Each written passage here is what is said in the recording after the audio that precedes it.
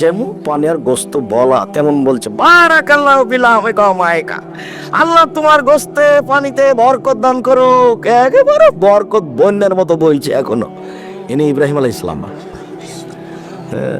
আরো ভূখণ্ডে মরুভূমিতে ফল পানিতে পূর্ণ হয়ে আছে, ফলে আর পানিতে আর বরকতে পূর্ণ হয়ে আছে। আপনি অবাক হবেন, হজ করতে যে দুদিনে যা খেয়েছেন সারা জীবনে বাড়িতে তা হয় না খাওয়া।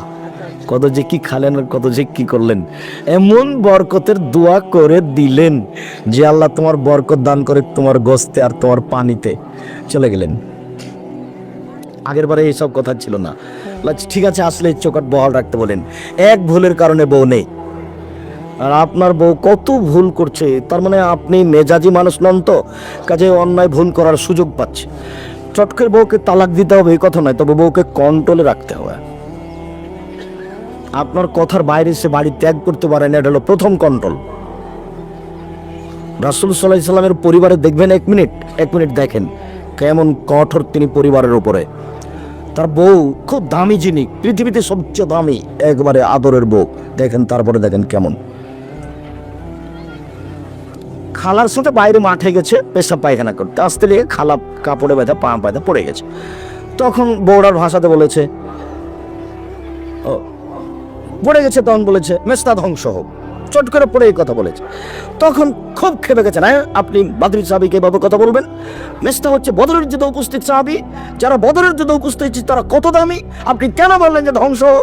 আল্লাহ বলছেন এ মালুমা সে তুম কাদ গাফারতু লাকুম, বদরের যুদ্ধে যারা উপস্থিত হয়েছে আমি আল্লাহ তাদের সব পাপ ক্ষমা করে দিলাম। আপনি খালা বদরের বাদরী সাহাবীকে কথা বলবেন কেন? ওনার কাছে তো বিদ্যার অভাব নেই। বাদরী সাহাবীর উপর এইটুকু কথা তার কাছে খুব কঠিন হয়ে গেছে, মেস্তা ধ্বংস হোক। তখন বগুড়া গাইবান্ধার ভাষাতে খালা বলছেন, ধুর হান্দা, তুই জানিস কি বলেছে ও? কি বলেছে খালা? মেস্তা বলেছে তুই নাকি সফলের মহত্তালের সাথে জেনা করেছিস। নাউজুবিল্লাহ মিন যালিক, ইন্না লিল্লাহ। খালা এই কথা কি আল্লাহ রাসূল জানেন? এই কথা কি আমার আব্বা জানেন? এই কথা কি আমার আম্মা জানেন? হ্যাঁ, সবাই জানে। কিছুক্ষণ পর আল্লাহ রাসূল বাড়িতে ঢুকলেন। তখন আল্লাহ রাসূলকে বলছেন, আমাকে বাড়ি যেতে অনুমতি দেন। বাড়ি ত্যাগ করতে পারে না বউ স্বামীর অনুমতি ছাড়া, হাদিস বুখারী মুসলিম। বউ অনুমতি ছাড়া বাড়ি ত্যাগ করতে পারে না। কোন বাড়ি যাবে? আবু বকর সিদ্দিকের বাড়ি। অথচ আল্লাহর নবী বলছেন আমার বকচা লাগেজ ব্যাগ আর আবু বকরের ব্যাগ একটাই ব্যাগ। রাস্তাতে চলতে ফিরতে উঠতে বসতে জীবনে দুইটা বাড়ি একটাই বাড়ি, বুঝাতে পারিনি মনে হয়। মুহাম্মদ সাল্লাল্লাহু আলাইহি ওয়াসাল্লামের বাড়ি জীবিকা নির্বাহ আর আবু বকর সিদ্দিকের বাড়ি আর জীবিকা নির্বাহ একই, ভাষাও একই, 19-20 নেই। কিন্তু স্বামীর বাড়ি থেকে বাপের বাড়ি যেতে পারছে না অনুমতি ছাড়া। পাওয়ারফুল স্বামী। দেখবেন কেমন। আবার একটু দেখাচ্ছি। কয়েকজন লোক এসে আমাদের নবীর সামনে এসে বলছেন আসসালামু আলাইকুম, আপনার মরণ হোক। আল্লাহ রাসূল বলেছেন ওয়ালাইকুম, তোমাদের হোক। কথা শেষ। কিন্তু আসসালামু আলাইকুম কথাটা আল্লাহ আয়েশা শুনেছেন পিছন থেকে, কিন্তু আল্লাহর নবী যে বলেছেন ওয়ালাইকুম এটা শুনেননি। তো ওদের উত্তরে উনি আবার ঘরের ভিতর থেকে বলছেন আসসালামু আলাইকুম, লানাত আলাইকুম, গাজাব আলাইকুম, ধ্বংস আপনাদের হোক, আপনাদের উপরে অভিশাপ হোক, আপনাদের মরণ হোক, আপনাদের উপরে গজব নাযিল হোক। একসাথে এতগুলি কথা। তখন আল্লাহ রাসূল বলছেন এক আলাইকুম রিফকে, নরম হোক, নরম হোক, ইয়াকুল আনফাল পোশাক, কঠোর হবা না, কর্কশ হবো না। পৃথিবীর সবচেয়ে দামি মহিলাকে সতর্ক করছেন, সাবধান করছেন। এর নাম পাওয়ার, ক্ষমতার নাম স্বামী। পৃথিবীর সবচেয়ে দামি মহিলাকে বলছেন নরম হও, কঠোর হবো না, কর্কশ হবো না, ভালো করে কথা বলো। তখন বইয়ে বলছেন আলাম তাসমা মাকালো, ওরা কি বলেছে আপনি শোনেননি? তখন স্বামী বলছেন আলাম তাসমাই মাকুল, তো আমি কি বলেছি তুমি শোনোনি? ওরা বলেছে আসসালামু আলাইকুম, আপনার বড় হন। আমি বলেছি ওয়ালাইকুম, তোমাদের হোক। তো আমি বলেছি, তুমি আবার পিছন থেকে এত বললে কেন?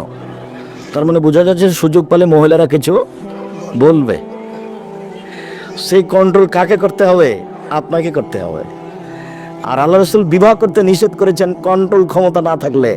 1 বউ রাখা ঘর, 2 মেহমানের ঘর, 3 পেশাবখানায় পায়খানা, 4 কন্ট্রোল ক্ষমতা, মোহর, মেজাজ, গতি। আপনার কথাতে বউ উঠবে আর বসবে, এর নাম স্বামী। এমনি ড্যাং দেখেন ডং ডং করে এসেছে, ডং ডং করে যাচ্ছে, আপনি কিসের স্বামী? ওটা হবে না। সম্মানিত দিনী ভাই বোন, রাসূল সাল্লাল্লাহু আলাইহি ওয়াসাল্লামকে আল্লাহ বলছেন, আমাদের নবীকে, ফাবিম রাহমাতিম মিনাল্লাহ লিনতা লাহুম, আল্লাহর পক্ষ থেকে বড় দয়া যে আপনি মানুষের জন্য নরম স্বভাবের হয়েছেন, আপনার স্বভাবটা নরম। আল্লাহ বলছেন আমাদের নবীকে, অলাউ কুনতা ফাজ্জান গালিজাল কালব, যদি আপনি কঠোর কর্কশ স্বভাবের মানুষ হতেন, লানফাজু মিন হাওলিক, তাহলে মানুষ আপনার পাশ থেকে সরে যেত, কেউ আপনাকে ভালোবাসতো না। নরম স্বভাব দিয়ে মাঠ দখল করা যায়, নরম কথা দিয়ে মাঠ দখল করা যায়, গরম দিয়ে রাগ দিয়ে মাঠ দখল করা যায় না। এরপরে বলছেন ফাফু আনহুম, যত মানুষ আপনার সাথে চলতে লেগে আপনার সাথে অন্যায় করেছে আপনি সবকে মাফ করে দেন। এটা আল্লাহর আদেশ। এইখানে আর একটা জরুরি কথা আপনার, এ বাচ্চা এক বসো, কয়েক মিনিট চট করে উঠা প্রয়োজন মনে করছো কেন? আল্লাহ তাআলা বলছেন উইদ্দাত লিল মুত্তাকিন, আমি জান্নাত প্রস্তুত করেছি পরহেজগার মানুষের জন্য। দেখেন তিনটা কাজ পরহেজগার, আমি জান্নাত প্রস্তুত করেছি পরহেজগার মানুষের জন্য। এক, আল্লাযীনা ইউনফিকুনা ফিস সাররাই ওয়াজ যাররাই ওয়াল কাযিমিনাল গায়জ ওয়াল আফিনা আনিন নাস, সচ্ছল হলেও দান করে, অসচ্ছল হলেও দান করে, টাকা বেশি থাকলে বেশি করে, টাকা কম থাকলে কম করে, এই লোকের জন্য আমি জান্নাত প্রস্তুত করেছি। দুই, অল কাযিমিনাল গায়জ, রাগকে থামাতে পারে, রাগকে থামাতে পারে যে আমি আল্লাহ তার জন্য জান্নাত প্রস্তুত করেছি। লাইসা শাদীদু বিশুরা, আছাড় দিয়ে ফেলে দিতে পারলে মানুষ শক্তিশালী হয় না। আল্লাযী ইয়ামলিকু নাফসাহু ইনদাল গাযাবে, রাগের সময় যে নিজেকে ধরে রাখতে পারে, গালিগালাজ করে না, কিছু সিদ্ধান্ত নিয়ে ফেলে না, এই হলো শক্তিশালী। সবচেয়ে শক্তিশালী কে? সবচেয়ে শক্তিশালী ওই যে রাগকে ধরে রাখতে পারে। তিন, ওয়াল আফিনা আনিন নাস, যে মানুষকে মাফ করতে পারে। অধীনস্থ কর্মচারী, স্ত্রী ভুল করলে মাফ করতে পারে যে আমি তার জন্য জান্নাত প্রস্তুত করেছি। মনে থাকবে কি না? তিনটা কাজ করে যে আমি আল্লাহ তাদের জন্য জান্নাত প্রস্তুত করেছি। এক, ধনী গরিব যে অবস্থায় হোক দান করতে পারে। দুই, রাগকে থামাতে পারে। তিন, মানুষকে মাফ করতে পারে। আমি আল্লাহ তার জন্য জান্নাত প্রস্তুত করেছি। মনে থাকবে না মনে হয়? দেন তো, নিজে নিজে বলেন তো দেখি। এই ছেলে তুমি বলো তো। ধনী গরিব সব অবস্থায় দান করতে পারে। দুই, রাগকে কন্ট্রোল করতে পারে, রাগকে থামাতে পারে। তিন, মানুষকে মাফ করতে পারে। ভুল করেছে মাফ করেছে। যে একটা লোক সমাজে দাঁড়িয়ে বলছে আমার ভুল হয়েছে মাফ কর, আর একজন লাভ দিয়ে উঠে বলছে তো দাব হয়ে কিসের ভুল? এইটা নয়। আমি তো অনেক ছেলে লালন পালন করি, ছেলে মেয়ে লালন পালন করি, ছেলেরা যখন ওইখানে দাঁড়িয়ে বলে ওস্তাজি ভুল হয়েছে, তখন আচ্ছা ঠিক আছে দেখি তো পরে কি করছো, এই ভুলটা আমি দেখি তোমার, ওই আমাকে পাশে আসা লাগে না, ওইখানে থাকলাম বলে আচ্ছা ঠিক আছে দেখি এরপরে তুমি কি করে। এটা তো তুমি নিজে বললে আমার ভুল হয়েছে, পরবর্তীতে আর একদিন পরে আর একদিন তো আর বলতে পারবে না, তখন তুমি নিজেই প্রতিষ্ঠান ছেড়ে চলে যাওয়া, যে ওস্তাজি এখন আমি যাই। তো এই তিনটে কাজ করে যে আল্লাহ বলছেন আমি তার জন্য জান্নাত প্রস্তুত করেছি, ওর জন্য আমি জান্নাত রেডি করেছি। ভালো আচরণের কথা বলতে গিয়ে বলেছি, আল্লাহ বলছেন মোহাম্মদ আমার পক্ষ থেকে বড় দয়া যে আপনার আচরণটা নরম। এক। দুই, আপনার আচরণটা কঠোর কর্কশ হলে কেউ আপনার কথা শুনতো না। তিন, মানুষ যারা আপনাকে গালি দেয় আপনি তাকে মাফ করেন। চার, আস্তাগফিরুল্লাহুম, ওরা আপনাকে যে গালি দিয়ে পাপ করেছে ওদের পাপ হয়ে গেছে, এখন আপনি পাল্টা আপনাকে আল্লাহকে বলেন আল্লাহ ওরা আমাকে গালি দিয়ে ভুল করেছে, ওদের গুনাহ হয়েছে, তুমি এটা ক্ষমা করে দাও। আপনি পারবেন? এই জন্য আমি দল করতে নিষেধ করি। আপনার বিরোধী দল যদি বিপদে পড়ে যায় তাহলে আপনি বলবেন ঠিক আছে ঠিক আছে ঠিক আছে। এটা স্বভাব, এটা স্বভাব, এটা স্বাভাবিক গতি মানুষের। পরহেজগারিতা আছে অনেক, কিন্তু এরকম পর্যায়ে টিকে থাকতে পারে না।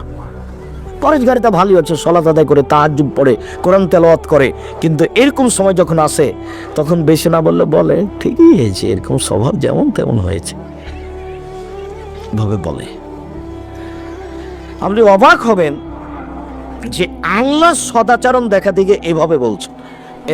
এক, আমার পক্ষ থেকে বড় দয়া যে আপনি নরম আচরণে হয়েছেন।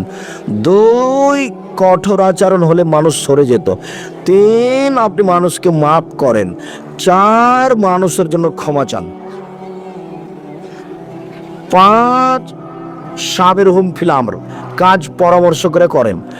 ছয়, ফায়জা আজামতা, যখন কোনো কাজের সিদ্ধান্ত নেবেন, ফাতাওয়াক্কাল আলাল্লাহ, তখন বলেন যে আল্লাহ তুমি এই কাজটা করে দাও, আল্লাহর উপরে ভরসা করে করো। কেন? ইন্নাল্লাহ ইউহিব্বুল মুতাওয়াক্কিলিন, যারা আল্লাহর উপরে ভরসা করে আল্লাহ তাকে ভালোবাসেন, তখন আল্লাহ তার কাজটাকে সহযোগিতা করে দেন। ছয়টা কথা একসাথে আল্লাহ তাআলা বলেছেন। রাসূল সাল্লাল্লাহু আলাইহি ওয়াসাল্লাম বলেন, আর রাহেমুস সোহনাতু মিনার রাহমান, ভালো আচরণ রহমান থেকে নির্গত হয়েছে। ভালো আচরণ রহমান, ওই যে রাহিম, রহমান, রাহিম, রহমান, এখান থেকে নির্গত হয়েছে। ফাতাকুল, রহমান বলেন, এই সদাচরণ, মান অসালাকে ওয়াসালতুহু, তোমাকে যে নিবে আমি আল্লাহ তাকে নিব। অমান কাতাকে কাতাতুহু, সদাচরণ, তোমাকে যে ছেড়ে দিবে আমি আল্লাহ তাকে ছেড়ে দেব।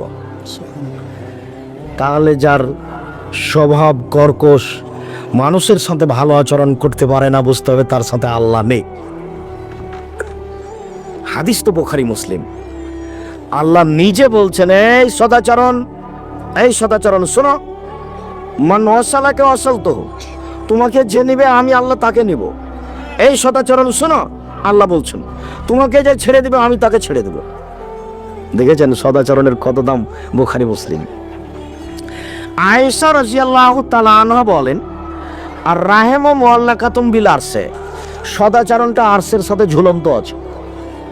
আরশের সাথে ঝুলন্ত সদাচরণ, আরশের সাথে ঝুলন্ত হয়ে বলছে, মান অসালানি অসালাহুল্লাহ, যে আমাকে নিবে আল্লাহ তাকে নিবেন। ওমান কাতানি কাতাহুল্লাহ, যে আমাকে ছেড়ে দিবে আল্লাহ তাকে ছেড়ে দিবেন। বুঝাতে পারলাম না মনে হয়। আগেরটা আল্লাহ নিজে বলছিলেন সদাচরণকে সামনে রেখে, এবার সদাচরণ নিজে বলছে। আল্লাহ বলছিলেন, এই সদাচরণ শোনো, তোমাকে যে নিবে আমি তাকে নিব, তোমাকে যে ছেড়ে দেবে আমি তাকে ছেড়ে দেব। এবার সদাচরণ নিজে বলছে, আমি সদাচরণ বলছি আল্লাহর আরশ ধরে, আমাকে যে নিবে আল্লাহ তাকে নিবে, আমাকে যে ছেড়ে দিবে আল্লাহ তাকে ছেড়ে দিবে। সদাচরণ বাস্তবায়ন হবে কি পথে আর কিভাবে হবে তা একটা বাক্য বলেছি। সদাচরণ বাস্তবায়ন হবে কিভাবে? সদাচরণ বাস্তবায়ন হবে অধীনস্থ লোকগুলির উপরে। এবার শুরু করি অধীনস্থ লোক, চট করে চলে যাব, সময় শেষ। এক, ওয়াবুদুল্লাহ ওয়ালা তুশরিকু বিহি শাইআ, এক আল্লাহর ইবাদত করো, তার সাথে বিন্দুমাত্র শরীক করো না। মানুষ যখন আল্লাহর সাথে শরীক করে না, তখন মানুষ আল্লাহর সাথে সদাচরণ করে। দুই, অবিল ওয়ালিদাইনি ইহসানা, বাপ মায়ের সাথে সদাচরণ করো। বাপ মায়ের সাথে সদাচরণ কিভাবে? ফালা তাকুল্লাহুমা উফিন, এটা চলবে না, তখন সদাচরণ। দুই, ফালা তানহারহুমা, বাজার যাতে নিষেধ করলাম তবুও গেল, দমক, চলবে না, তখন সদাচরণ। তিন, আকুল্লাহুমা কওলান কারীমা, নরম করে কথা, আব্বা বাজার যাব, তখন সদাচরণ বাপের সাথে মায়ের সাথে। চার, অফিজুল্লাহুমা জানাহুল যুল্লি, ধীরে, বাপ মা যেখানে আছে হাতটা নিচু করে একটু ধীরে হেঁটে গিয়ে বলতে হবে, আম্মা তাহলে আপার বাসায় যাব। এটা সদাচরণ বাপ মায়ের সাথে, ওটা আল্লাহ বলেছেন। পাঁচ, রব্বির হামহুমা কামা রাব্বায়ানি সাগীরা, হে আমার প্রতিপালক, তুমি আমার বাপ মাকে দেখো বাল্য অবস্থায় যেভাবে দেখেছিল। এই 5-6টা হলো বাপ মায়ের সাথে সদাচরণ। ওর সামনে জোরে কথা বলাই যাবে না, গালি দেওয়া মারা তো বহু দূরের কথা, ঝাঁকি দেওয়া তো বহু দূরের কথা, জোরে হাঁটাই যাবে না ওর সামনে। ও কত উপরে আমি আপনাকে বুঝাতে পারবো না। আল্লাহ ওকে নিয়ে যেতে যেতে যেতে যেতে নিজের কাছে নিয়ে চলে গেছে। আপনাকে আমি কি দিয়ে বুঝাই? বাপ মা অবিল ওয়ালিদাইনি ইহসানা, অবিদিল কুরবা, নিকট আত্মীয় ভাই, ভাইয়ের সাথে সদাচরণ করো, ভাইয়ের সাথে সদাচরণ করো। খুবই কঠিন। রাতে ঘুমাতে বউ বলছে তোমার বড় ভাই তো এটা করলো। হ্যাঁ, তুমি তো ঠিকই বলছো, আমার বড় ভাই তো এখন দেখছি সবচেয়ে বড় শত্রু, ওর সাথে চলাচল বন্ধ করা লাগবে, চলা যাবে না ওর সাথে। আমাদের গ্রামে ভাই ভাই গন্ডগোল, ঢেকি কেটে ভাগ্য নিয়েছিল, ঢেকি। আমাদের গ্রামের কথা বলছি, দুই ভাই মারামারি লেগেছে, তখন এক ভাই বগুড়া চলে যাবে, আর গ্রামে থাকবে না, লক্ষ্মী কলায় আর থাকবে না। তখন বলছে ওর বড় ভাই, থাম, আমার ভাগটা এমন লোককে দিয়ে যাব যে তোকে গুতাতে পারে। আর তুই মনে করছিস যে আমার ভাগটা তোকে দিয়ে যাব, তোকে এখানে শান্তিতে বাস করতে দিব, আমি বগুড়া চলে যাবো, তুই ডবল জয়েন্টে ভালোভাবে বসবাস করবি, এই সুযোগ তোকে দেব, এমন মানুষের কাছে বিক্রি করব সে যেন গুতাতে পারে। আল্লাহ বলছেন সদাচরণ, এক আল্লাহ, তার মানে শিরিক নাই, দুই বাপ মা, তার মানে একবার আকাশে চলে গেছে, তিন ভাই, ভাইয়ের সাথে সদাচরণ টিকানো খুবই কঠিন, খুবই কঠিন, প্রতিবেশীর সাথে হতো নয়। অভিযোগ করবো অল এতামা, এতিমের সাথে সদাচরণ, এতিমের সাথে সদাচরণ, এক যে এতিমের সাথে এতিমকে লালন পালন করবে, আমি মুহাম্মদ আর সে জান্নাতে একসাথে থাকবো। একজন এসে বলছেন আল্লাহ রাসূল, আমার স্বভাব খুব কড়া, মানুষের ভাবে নরম হতে পারি না, ফকির ভিক্ষা চাইলে আমি খালি বলি মাফ করো, আমি মাফ করো, আমার পকেটে টাকা আছে তবু। আপনাকে আমি বলে দিচ্ছি, আজকে আপনার বউকে বলে দিবেন, আপনাকে বলছে যার যার স্ত্রী আছে, ছেলেরা তোমার মায়েরাকে বলে দিবা, আম্মা যখন আপনি আমাকে বগুড়া পাঠাবেন না, তখন 20 টাকা আমাকে খুচরা করে দিয়েন তো আম্মা, আমার পকেটে 20 টাকা দিবেন, আর বলবেন আব্বু যত ফকির পাবা 5 টাকা করে 2 টাকা করে দিবা। আর আপনাকে বলছে আপনার বউকে বলে দিয়েন, এই শোনো, যখন আমি বগুড়া শহরে দিয়ে কোনো কাজে বেরোবো, 100 টাকা তুমি আমাকে 5 টাকা 10 টাকা করে দিয়ে তো। বুঝাতে পারি না মনে হয়? কোনো ফকিরকে বলবেন যে মাফ করবো, মাফ করো, ফকিরের সাথে কি অন্যায় করলেন যে মাফ করো বলছে? এই স্বভাব পাল্টে দিতে হবে, এই স্বভাবই ভাব। এই ছেলে তুমি তোমার মাকে বলে দিবা, আম্মা আমি যখন বাজারে যাবো তখন আমাকে 20 টাকা 25 টাকা খুচরা দিয়েন তো আম্মা, আমার পকেটে খালি ফকির এসে চাই তো তুমি দিবা, আমি যেমন দিতে পারি, ঠিক আছে তুমি তোমার মাকে বলবা। আর আপনাকে বলে দিচ্ছি আজকে যে বউকে বলে দিবেন, শোনো একটু খুচরা টাকা করে রাখিও তো, খেয়াল করে আমি যখন বের হবো তখন ব্যাগে দিয়ে তো, আমার পকেটে দিয়ে তো, ফকির মিসকিনকে দিতে হয়। তো একজন এসে বলছেন যে ফকির মিসকিন কারোর প্রতি আমি নরম হতে পারি না, তখন আল্লাহ রাসূল বলছেন শোনো শোনো শোনো, আতিমিত্তম, তুমি আতিমকে খেতে দাও, ওয়াইম সারা সাক, তার মাথায় হাত বোলাও, এরিক্ষ কালব তোমার অন্তর নরম হয়ে যাবে। সুবহানাল্লাহ। এতিম প্রতিবেশী, তাড়াতাড়ি শেষ করি কয়েক মিনিটের মধ্যে। প্রতিবেশী, একটা লোক এসে বলছে যে আল্লাহ রাসূল আমি যে ভালো মানুষ কি দিয়ে বুঝবো, আমি যে খারাপ কি দিয়ে বুঝবো? তখন বলছেন এই যে কোন জিরানো ফাঁকাদা হাসানদা ফাঁকাদা হাসানদা, তোমার প্রতিবেশী যখন বলবে তুমি ভালো তখন তুমি ভালো, আর তোমার প্রতিবেশী যখন বলবে তুমি খারাপ তখন তুমি খারাপ। এবার আব্দুর রাজ্জাক সাহেব কেমন ভালো মানুষ কোথায় জিজ্ঞাসা করা লাগবে? প্রতিবেশীকে। আরও যার সাথে সব অনেকদিন থেকেছি তাকে জিজ্ঞাসা করলে বোঝা যাবে যে কত খারাপ। কিছু না কিছু ধরা পড়বেই, কেন ও তো আর ফেরেশতা নয়, মানুষ। আর আমি আরেকটা দেখেছি, এনারা এত ভালোবাসতেন, এত ভালোবাসতেন, ভালোবাসাকে ব্যাগে করে নিয়ে যাওয়া যাবে না। আবার কয়দিন দেখি যে আর ভালোবাসে না, আবার কয়দিন দেখি আসতে যে ভালো, এরকম হয়।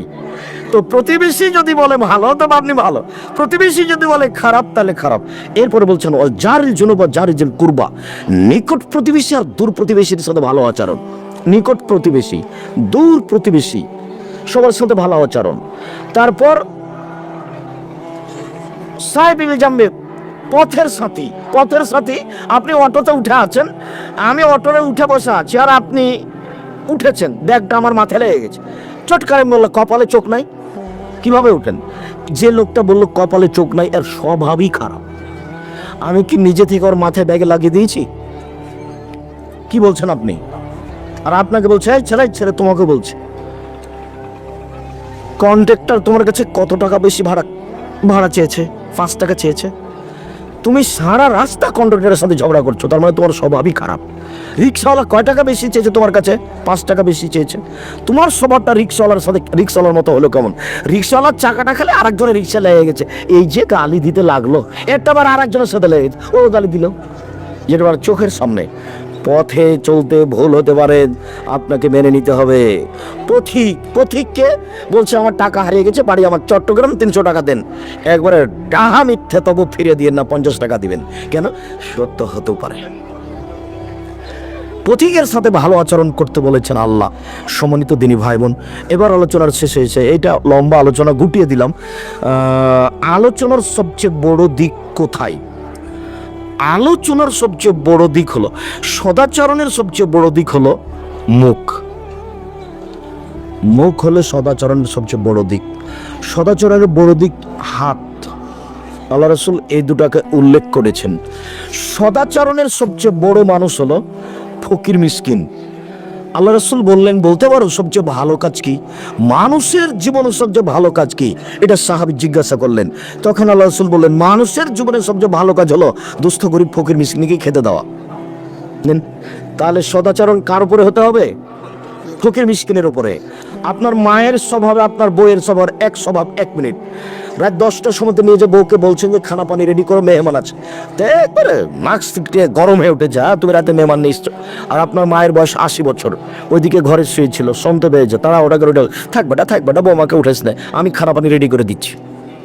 এটা আপনার মায়ের 80 বছর বয়স, এখনো পারে। আরো দেখবেন আপনার মায়ের স্বভাব, আপনি ভিতরে ঢুকছেন মোটরসাইকেল দিয়ে, একটা ফকির বসে আছে, ফকিরনি বসে আছে, খেতে চেয়েছে। এখন আপনি বলছেন সরেন তো, তাড়াহুড়ার সময় রাস্তা ঘেরে বসে আছে। তখন আপনার মা বলছেন থাক বেটা, ফকির মানুষকে এভাবে বলতে হয়, একটু খেতে চেয়েছে তো বসে আছে, খেলাটা দিলি চলে যাবে।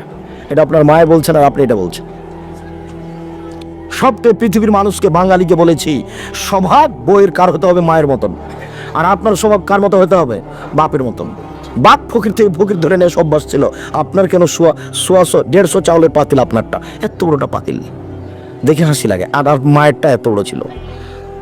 আপনারটা এত বড় না, এত বড়টা হবে 1/2 কেজি 3 কেজি 100 কেজি চাউল রান্না করবেন। সারাদিন আপনি খাবেন, ফকিরে খাবে, রাতে গরুতে খাও। এতটি চাউল রান্না করেছে, দুপুরে মেহমান এসেছে, তখন স্বামী স্ত্রী বলা বলি করছে, কি করবে আব্দুল রাজাক সাহেবের অত মেহমান হলে কি হবে, তুমি এ করো, চানাচুর বিস্কুট দেবি, দেখে দাও, ভাজা রান্না করেছি, দিলে তো শেষ হয়ে যাবে। ফকির মিসকিনের সাথে সদাচরণ প্রমাণ হলো সদাচরণ, আর মুখ নরম প্রমাণ হলো সদাচরণ। সম্মানিত দিনী ভাই বোন, মুখের মাধ্যমে সদাচরণ করার জন্য, ইবাদতের জগতে গুরুত্বপূর্ণ ইবাদত সদাচরণ সংগ্রহ করার জন্য, বাপ মায়ের সাথে ভালো আচরণ, স্ত্রীর সাথে ভালো আচরণ করার জন্য অনুরোধ রেখে আলোচনার শেষে চলে আসলাম। কিছু জিজ্ঞাসার সবাই নিয়ে যাবেন, উপদেশ তো জি, পত্রিকাও আছে, পত্রিকা ছাড়া কেউ যেতে পারবেন না।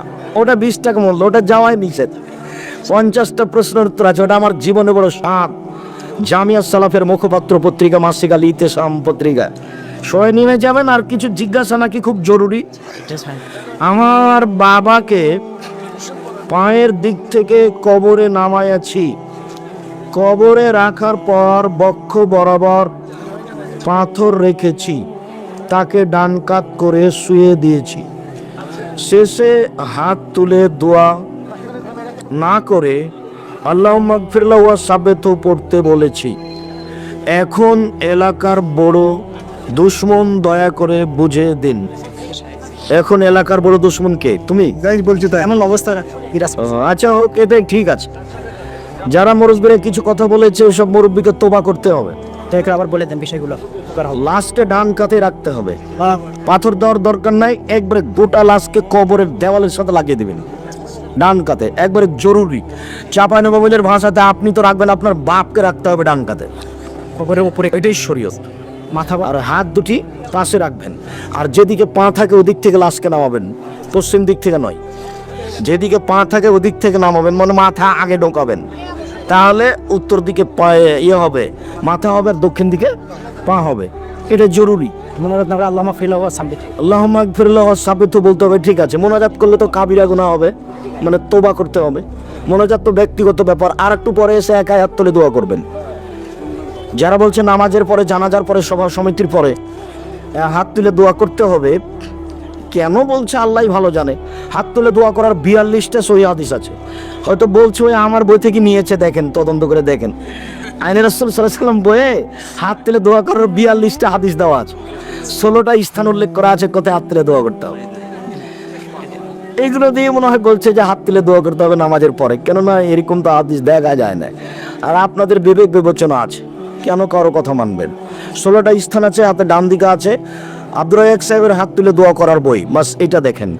কোনো বাজে কলম নাই, সব অনুবাদ করে দেওয়া আছে। সবাই বই নিয়ে যাবেন, কেউ খালি যাবেন না। মাসিক আল ইত্তেসাম পত্রিকা তো ছাড়া কেউ যেতে পাবেন না, 20 টাকা মূল্য। এছাড়া এই দোয়ার বইটাই দেখেন, যায় দাম হোক, সব টাকা নেবে না। দোয়ার বইটা নিয়ে যাবেন। আর উপদেশ বই আজকের আলোচনা আছে। মেহমানদারি সঠিকভাবে না করলে পাপ হবে কি? জি, আপনার ক্ষমতা অনুপাতে মেহমানদারি করবেন, এটা আল্লাহ রাসূলের আদেশ। না করলে গুনাহগার হবেন, এটাই ঠিক। আল্লাহ রাসূল আদেশ করেছেন, মান কানা ইউমিন বিল্লাহি ওয়াল ইয়াউমিল আখির ফালইউকরিম যায়ফাহু, যে আল্লাহকে বিশ্বাস করে, পরকালকে বিশ্বাস করে, সে যেন মেহমানকে সম্মান করে। ঈদের সালাত 1 রাকাত পাইলে আর 1 রাকাত কেমনে পড়বে? 5 তাকবীরে পড়ে নেবে, উঠে 5 তাকবীর, যে রুকু সিজদা সালাম। বছরের ছেলে, 5 বছরের ছেলে 5 বছরের ছেলে খারাপ কথা বললে তাকে কিভাবে ঠিক করব? 5 বছরের ছেলে মানে কি? ও 5 বছরের ছেলে, 5 বছরের ছেলে খারাপ কথা বললে খালি এটুকু বলতে, আব্বু এটা ভালো নয়, আম্মু এটা ভালো নয়। এনজিওর টাকা দিয়ে মসজিদ তৈরি করা যাবে? জি না, আপনারা নিজেরাই করেন। তবে যে ছোট ছোট বাচ্চাগুলিতে জালসার টাকা উঠা হচ্ছে, এভাবে জালসা করিয়েন না। আপনারা যে বলেন যে এভাবে টাকা উঠিয়ে জালসা করতে আব্দুর রাজ্জাক সাহেব নিষেধ করেছে, বাচ্চাগুলো আপনাদেরই, ওভাবে মানুষের কাছ থেকে টাকা চাই। ধর্ম কি এত পাগল হয়ে গেল? সবটি টাকা ওইভাবে চেয়ে হুজুরকে দিতে হবে? ব্যবসায় বলতেছি আপনি কি প্যান্ট শুটিয়ে রাখলে কি সালাত হবে? প্যান্ট গুটিয়ে রাখলে কি সালাত হবে? হবে না। সালাত গুটিয়ে রাখা নিষেধ, পায়ের নিচ থেকে গুটানো নিষেধ। সালাত তো এর জন্য নয়, ওটা হলো কাবিরা গুনাহ। সালাত হয়ে যাবে, নেকি কম হতে পারে, তবে ওই কাজটা কাবিরা গুনাহ, ওটা করা যাবে না, কেটে ফেলে দিতে হবে, আজকেই কাটতে হবে। সুন্নাত সালাত পড়ার সময় যদি ফরজ নামাজের একামত দেই, তাহলে কি করব? সুন্নাত ছেড়ে দিবা, 2 রাকাত হোক 3 রাকাত হোক, একামত হয়ে গেছে, ছেড়ে দিবেন। সবাই বই পুস্তক নিয়ে যাবেন, কেউ খালি যাবেন না। বিশেষভাবে পত্রিকা আর কি লিখছে কি সালাত কি এটা 60 60 গুটিয়ে রাখলে কি সালাত হবে? গোটানো যাবে না, একা যদি ছেড়ে রাখতে হবে, গোটানো নিষেধ। তাহলে কি একা যদি মোনাজাত করি তাহলে কি হাত মুখে মোছাও যাবে? জি না, মোনাজাত শেষে হাত মুখে বসতে হবে না, মোনাজাত শেষে ছেড়ে দিতে হবে। গাড়ির ভিতরে কি কুকুর? গাড়ির ভিতরে কুকুর আসলে কি নামাজ হবে? হবে, কোনো সমস্যা নেই। গাড়ির ভিতরে আসুক, নামাজের সামনে দিয়ে যাক। একজন অভিভাবক হিসেবে নিজের সন্তানকে ডক্টর জাকির নায়েক এবং আপনার মতো আদর্শ মানুষ হিসাবে গড়ে তোলার জন্য আমাদের করণীয় কি? আমাকে বাদ দিয়ে বলেন। আমি তেমন কিছুই নই, কত মানুষে গালি দিচ্ছে। জাকির নায়েকের জন্য মতো করেন ছেলেকে, দোয়া করেন খুব বেশি, দোয়াতে আল্লাহ তাকদির কেটে দেন, আর একটা লিখেন। আপনি আর আপনার স্ত্রী খুব দোয়া করেন, আশা করি হবে বা তার চেয়ে ভালো হতে পারে ইনশাআল্লাহ। সিজদায় কপাল আগে দিতে হবে নাকি নাক আগে? আগে পরে কোনোটা কথা নয়, দুটাই লেগে থাকবে মাটিতে, এটা কথা। কালেমা তাইবা শুদ্ধভাবে হাদিসের আলোকে বলে দিবেন। কালেমা তাইয়্যিবা সেটা হলো লা ইলাহা ইল্লাল্লাহ, বাস। কালেমা শাহাদাত 3 ধরনের, লা ইলাহা ইল্লাল্লাহ মুহাম্মাদুর রাসূলুল্লাহ, লা ইলাহা ইল্লাল্লাহ ওয়া আন্না মুহাম্মাদুর রাসূলুল্লাহ, আশহাদু আল্লা ইলাহা ইল্লাল্লাহ ওয়া আশহাদু আন্না মুহাম্মাদুর রাসূলুল্লাহ। একজন ছেলের দাড়ি গজাচ্ছে, সে কি এখন দাড়ি কাটলে পাপ হবে? জি, সব সময়, কোনো সময় কাটতে পাবেন। ছেলে মেয়ে একসঙ্গে লেখাপড়া